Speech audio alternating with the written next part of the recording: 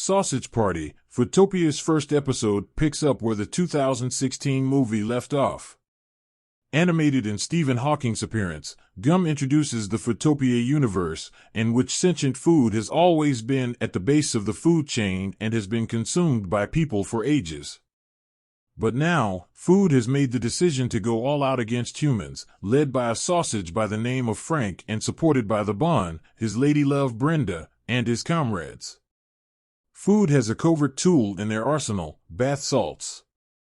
Gum describes it as a potent narcotic that breaks down the interdimensional wall between the two species.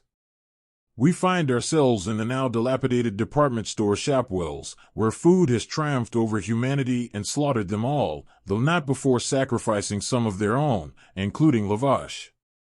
Following their triumph, they actually start eating porn until the rain destroys Foodtopia. Amidst the mayhem, a cunning orange starts to amass human teeth, signifying food's triumph over humans. In the meantime, Gum actually overextends himself in an attempt to keep part of the food from going to waste. He passes away. The icons of the uprising, Frank and Brenda, are clueless about the complexities of the human world and are helpless against them. They are unable to respond when the other food members inquire about the fatal accident. A large number of the angry food flee to the Shopwells, which can protect them from the enigmatic waterfall from the ceiling even though they are not stable. Frank and Brenda believe they should have kept one of the humans, or humies, alive since Gum isn't here to answer their questions about the unknown. Barry, on the other hand, feels alive again after the war, even though he has lost his purpose due to the rain. His aim is to locate the food that was lost. He learns there are still humans alive as he gathers them and tends to them. One of them even kidnaps some of the food he has saved. This gives him a newfound motivation to murder more people. The review of the episode. Even though the episode was quite absurd and dumb, it was nonetheless interesting.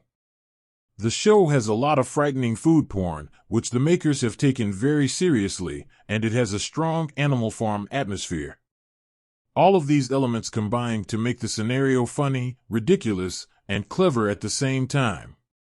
Resuming the plot, Frank and Brenda proclaim a Foodtopia in this episode and deliver an impassioned speech, saying, "They've trapped us in their supermarkets and dictated our lives for too long, dividing us with shelves and aisles, gnawing on us with their teeth. Yes, and then pulling us from their foul-smelling behinds. Not anymore. We're at liberty now. Each of us is equal. One love, one food." People who have read dystopian fiction may not find these kinds of remarks very clever. We may also infer the direction that the show will go based on this. The food rebellion and food versus humans theme, which has been the main draw of the series from the first movie, is the only humorous aspect of this episode.